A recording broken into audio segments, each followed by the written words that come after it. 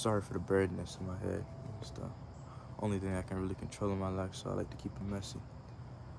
Um, it's a pretty chill day today. It's pretty calm. I think it's a Wednesday, pretty sure. It's at 5 p.m. if I'm correct. I wanted to come on here and basically talk to you how I always do, about something that is meaningful or discouraged, right? And it's usually a thing where it is a temporary fix for a permanent problem, right? It's different. We come to see as individuals that sometimes, as we think, people will tend to put these quotas or these so-called sayings on us for so-called overthinking a situation that is not meant to be overthought. Now, as I say this, I'm pretty sure you understand that every perspective is differently correct. So with that, the way I see it, I tend to simplify the most complex things to understand it in a childish mindset. So that is war, famine, deceitfulness, lies, anything. I try to put it in a concept where a child could understand for my mind, for my feeble mind, I say. As in war. War is like you have something I have that I want, so I shall take it. If it's not over blood, it will be over pain. And I see that so many ways. Now, as I stand here before you today, I wanted to go over a simple quota that I'm trying to, I guess, proceed and have, and that is mainly that I want people to see that not only have I not only changed, but I've changed not for others, but for myself. People do say they do things not for others, but they do, you know. It's a real habit of us to be like, I don't care. Well, if you didn't, you wouldn't have to say that. It's like the same concept when you be like, oh, I'm grown. Well, if you was grown, you don't gotta tell me. um. Anyway, been stalling lately. I've been going outside more, enjoying the fresh air, trying to so-called understand my life, what it is now, because I see the concept of the world and how we live and how people will try to discourage you for thinking over. Like yeah, they'll hit you with some concepts that's be like, what are you talking about? You overdoing it. It's not that deep, you know. But I do say it's not that deep, even when it's the most deepest thing in my mind. When I am done wrong, I say it's not that deep, in the most calming way, not for pleasure or to soothe other minds, but for not arguing. But if you're a lover and you love the things you do and you're passionate for the things, you have to be a fighter. If if not fighting for love, what is the point? You can't be a lover and not a fighter. Now you can be a fighter, but without being a lover, you can fight for the most meticulous things. And I don't know why my mind is like this. I try to ask my so-called family, but my family doesn't feel real. I know I'm not the black sheep of the family. I can't be. I act so normal around them, so I can't be. I try to keep that so-called tag off me because I don't want to be the black sheep of the family that I barely have. I'm the only child. Mm, I'm pretty sure I have half siblings, but I don't know them. We all have our sob stories, so, it's hard to understand what we truly are without finding that missing piece. Now, when it comes to relationships, on the other hand, I don't really get into concept because love is not meaningless, but love is so powerful to the point where it'll destroy the mind. I may say it, but do I truly know what that means? Because some people think love is giving or doing something for others just out of pure love.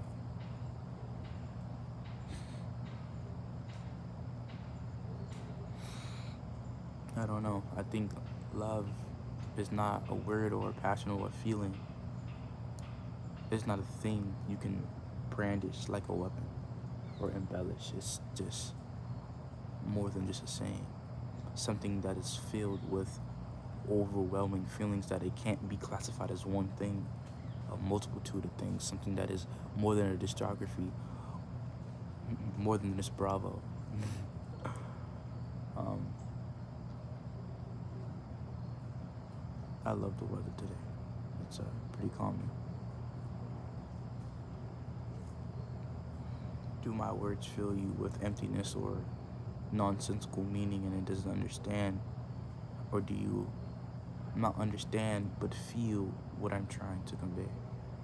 Because understanding and feeling what somebody's trying to say is two different things. Now, if you so-called control both, you're one powerful being, understanding and feeling what they're trying to say. Now, I can say one thing, but in a tone that is different from what I actually mean. As I can smile and say, oh, I hate you, as in a joking and a lovable way. But then I can also say, I love you, with a deep brass tone that has no meaning. So it's not the words, but the tone. It's not what you say, it's how you say it. Obviously, we bring that to the occasion.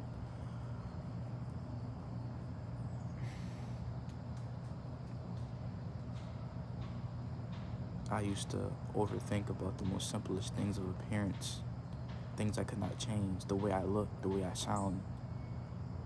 But the things that I could change, I would try. My weight, the way I talk, the way I looked. We thought we could not change those. We can change those in some additional ways, in small ways that can make us feel more appealing to others. At the end of the day, you say you may not want to do things for others, but it is still what is wrapped around us. We still do things for others. We just do it in a subconscious way. This video is not only for me, it's for you. You know? When I was younger, I used to get cluster migraines daily. They used to come in flashes, right? You know, and I used to go to the doctor. It was always just take pills, you'll be fine. To do this, you know, you have cluster migraines. Your mind is excelling your body. Your brain just can't handle whatever the so-called stress you're doing. And I'm like, what stress? I just thought it was normal. I'm like, the way I saw stress, I'm like, I'm not dying. I'm not starving anymore. I have clothes on my back. I'm no longer bleeding. So what stress is it? But it was like the mental anguish. So I come to figure out that I can endure physical pain more than mental. Because at one point, mental pain just stops and you go numb or you just die. But when it comes to mental pain, you think it stops and you just die. But physical pain, it just stops. You go numb and you die. But mental it's all going until you end it. Until you silence the noise. And it makes you seem deranged. But then when you take your so-called life, it's either I never knew he was like that or he never asked for help, you know? And we won't make this video into a depressive time, but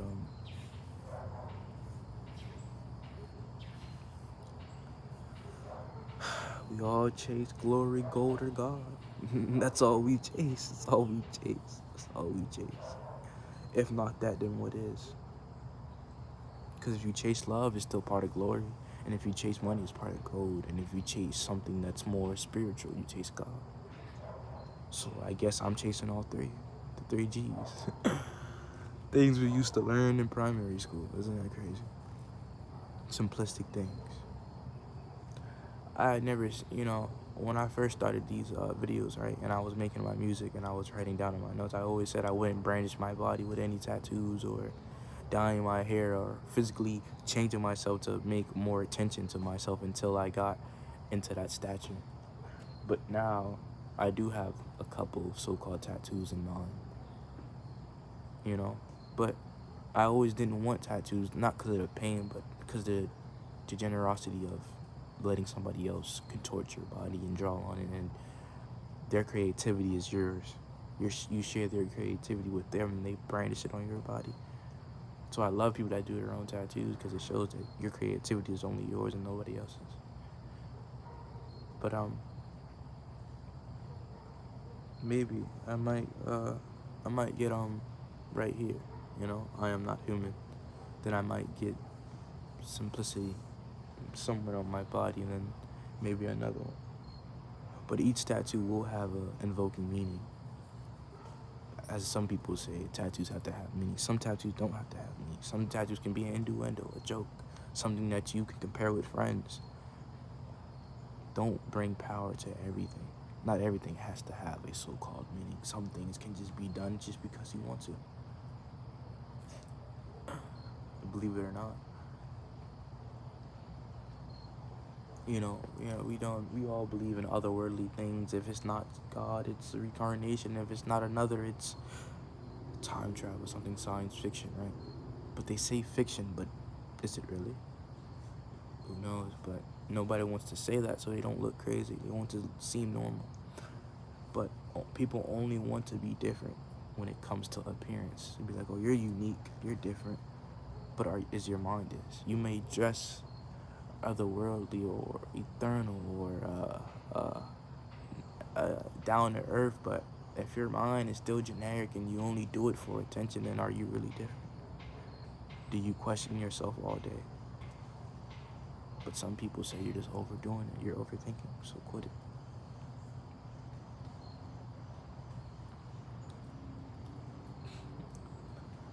One thing we all connected is by animals and race.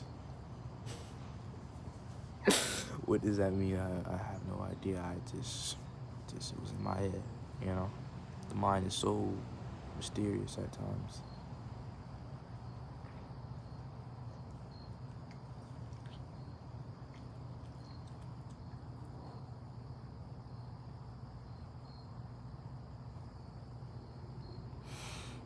Don't let the voices get to you. And we all have voices, or we all have an internal monologue, or some don't. So it's either internal monologue, you're insane, or you have none. With me, I can't let you know because I don't know myself.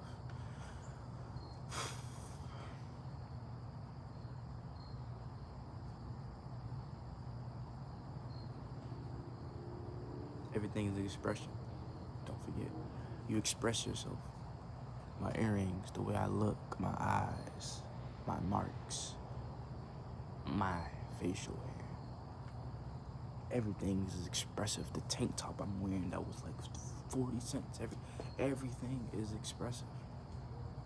Even if it isn't, the most simplistic things can most have the powerfulest meanings.